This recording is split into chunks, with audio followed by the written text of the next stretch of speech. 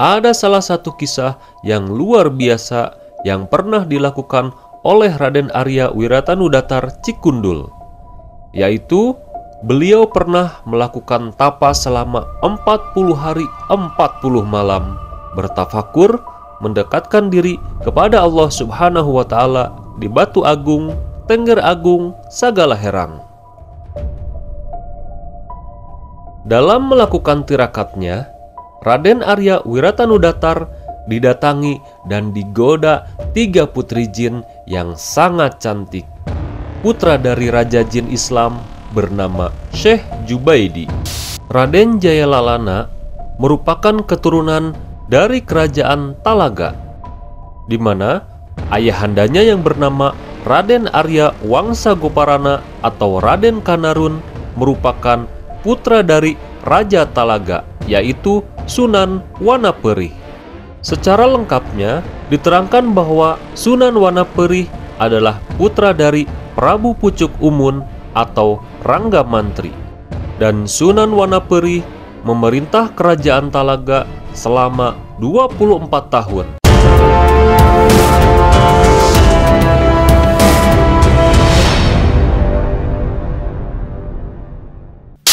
Cianjur, salah satu wilayah di Provinsi Jawa Barat yang mempunyai banyak julukan ikonik. Di antaranya Kota Tauco, Kota Beras, Kota 9 Gunung, dan yang paling terkenal dengan julukan Kota Santri. Julukan-julukan tersebut bukan tanpa sebab, melainkan Cianjur memang banyak sekali memiliki fakta yang membuat julukan tersebut melekat di dalamnya. Salah satu julukan yaitu julukan Kota Santri. Julukan tersebut diberikan karena banyaknya pondok pesantren yang berdiri di wilayah tersebut. Dan karena menurut sejarah, Cianjur dibangun oleh para ulama dan santri yang mengembangkan syiar Islam. Hal itu dibuktikan oleh banyaknya penjarahan maupun petilasan-petilasan waliullah di daerah Cianjur. Semisal contoh, bagi orang awam saja, setiap mendengar daerah Cianjur pasti akan teringat dengan salah satu tempat penjarahan Cikundul di daerah Cijagang, Kecamatan Cikalong Kulon, Cianjur. Sebuah tempat penjarahan yang selalu ramai dikunjungi para penjara dari berbagai wilayah. Lantas, siapakah waliullah yang bersemayam di daerah tersebut?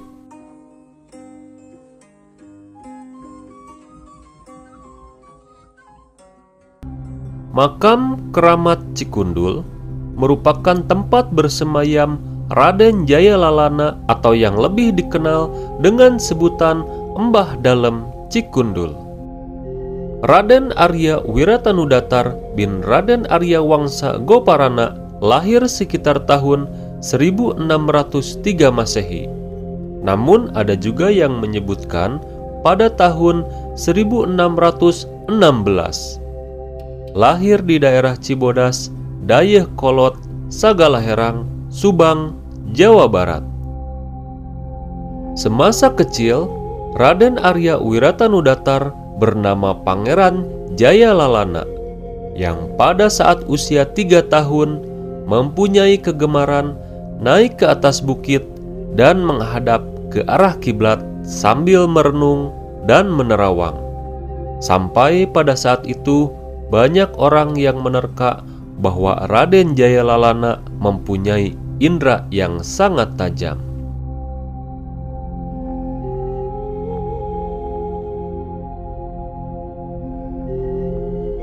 Raden Jayalalana merupakan keturunan dari kerajaan Talaga, di mana ayahandanya yang bernama Raden Arya Wangsa Goparana atau Raden Kanarun merupakan putra dari Raja Talaga, yaitu Sunan Wanaperih. Secara lengkapnya diterangkan bahwa Sunan Wanaperih adalah putra dari Prabu Pucuk Umun atau Rangga Mantri, dan Sunan Wanaperih memerintah kerajaan Talaga selama 24 tahun.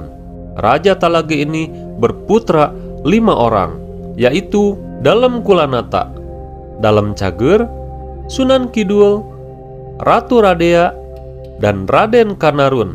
Dengan begitu, Sunan Wanaperi merupakan kakek dari Embah Dalem Cikundul atau Raden Jayalalana.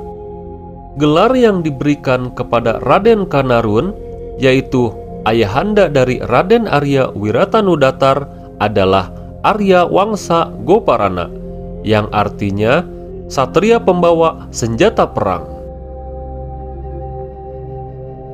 Pada saat berusia 8 tahun, Raden Jayalalana mendapatkan pendidikan dan gemblengan dari Paguron Islam Kesultanan Cirebon.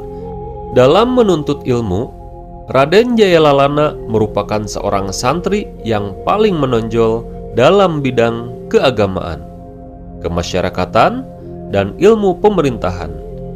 Sehingga oleh Kesultanan Cirebon diberi gelar Arya sebagai tanda anggota kerabat keraton dengan kedudukan Ngabehi selaku punggawa Kesultanan Cirebon dengan nama khusus Raden Ngabehi Jayasasana.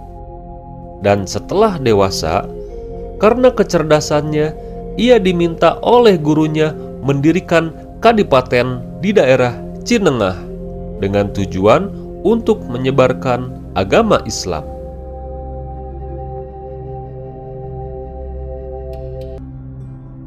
Menyebarkan agama Islam di tengah masyarakat kita yang waktu itu beragama Hindu dan Buddha bukan hal yang mudah. Tantangan dan hambatan datang dari berbagai sudut. Tapi berkat kepiawannya, sedikit demi sedikit beliau bisa merangkul masyarakat sekitarnya untuk memeluk agama Islam. Sehingga Raden Arya Wiratanudatar adalah salah seorang dari sekian ulama yang berhasil menyebarkan Islam pada saat itu.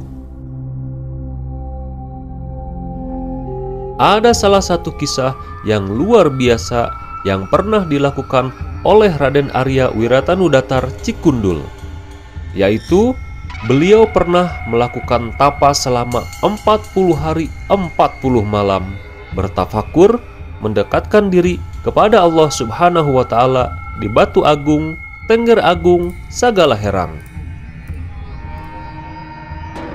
Dalam melakukan tirakatnya, Raden Arya Wiratanudatar didatangi dan digoda 3 putri jin yang sangat cantik, putra dari Raja Jin Islam bernama Syekh Jubaidi. 3 putri jin itu bernama Arum Sari, Arum Wangi, Arum Endah, dan pengasuhnya bernama Arum Paka. Karena kehusuan Raden Arya Wiratanudatar, putri paling bungsu bernama Arum Endah tertarik dan jatuh cinta kepada Raden Arya Wiratanudatar.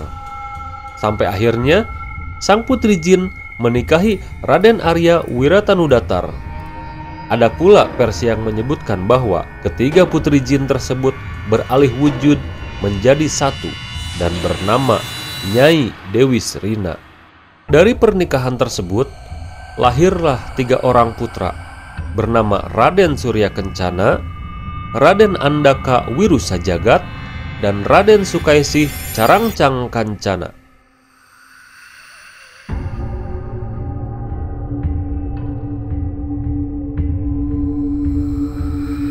Dari ketiga putranya tersebut, Raden Surya Kencana lah yang sudah tidak asing lagi terkena di kalangan masyarakat Jawa Barat, yang konon beliau merupakan penguasa Gunung Gede.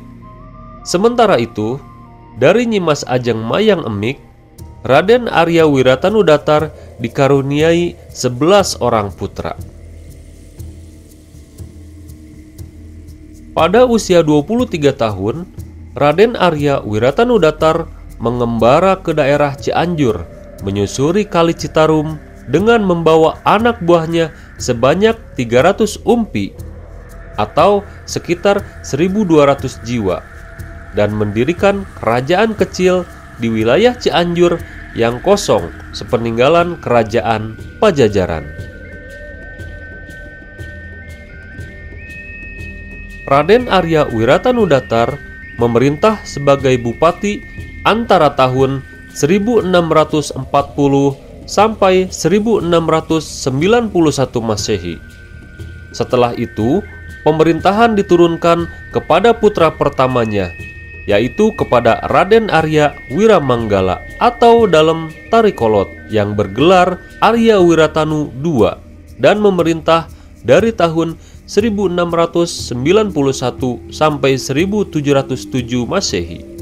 Setelah lanjut usia, Raden Arya Wiratanudatar menetap di kampung Majalaya dengan mendirikan pesantren dan mengamalkan ilmu agamanya sampai beliau tutup usia dan dimakamkan di puncak Bukit Cijagang, Kampung Majalaya, Desa Cijagang, Kecamatan Cikalongkulon, Cianjur, Jawa Barat.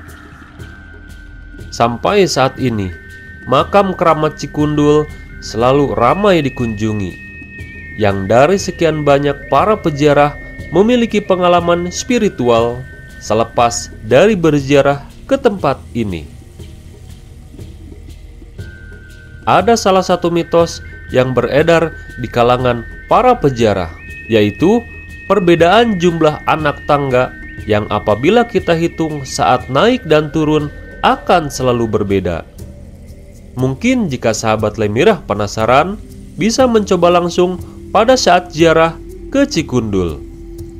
Atau jika sahabat Lemirah mempunyai pengalaman spiritual, silakan bisa ceritakan langsung di kolom komentar. Baik sahabat Lemirah, mungkin itu saja sepenggal kisah yang bisa kami ceritakan. Sampai jumpa di kisah lainnya. Salam legenda misteri dan sejarah Lemirah.